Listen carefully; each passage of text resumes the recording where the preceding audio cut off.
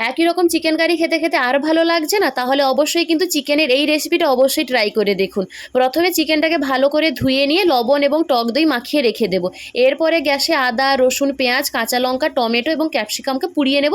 আপনারা চাইলে ক্যাপসিকামটা নাও দিতে পারেন। সেগুলো একটু ঠান্ডা হলে মিক্সিতে একটা মিহি পেস্ট করে নেব।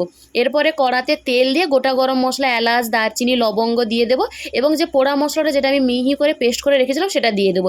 মিনিট দুয়েক মতো মশলাটাকে নেড়ে নেওয়ার পরে ম্যারিনেট করা চিকেনটা দেবো। মশলার সঙ্গে চিকেনটা যখন ভালোভাবে মেশানো হয়ে যাবে তখন আমি কেটে রাখা কাঁচা আলু দেবো। আলুটাকে আমি কিন্তু ভেজে নিইনি। এরপরে এগুলোকে সব কিছু নেড়ে নেওয়ার পরে গ্যাসের আঁচকে মিডিয়াম করে দিয়ে 15 থেকে 20 মিনিটের জন্য ঢাকনা দিয়ে রেখে দেবো। আমি কিন্তু এক্সট্রা করে কোনো জল দেইনি। মাংসের গা থেকে কিন্তু প্রচুর জল বেরিয়েছে। এই জলটা যখন একটু কমে আসবে, গ্রেভিটা মোটা হয়ে যাবে, তখন দেখবো কিন্তু মাংস এবং আলুটা কিন্তু ভালোভাবে সেদ্ধ হয়ে গেছে। তখনই নামিয়ে নিলেই কিন্তু পোড়া মশলা এই চিকেন কারি একদম রেডি। রুটি কিংবা ভাতের সঙ্গে জাস্ট জমে যাবে।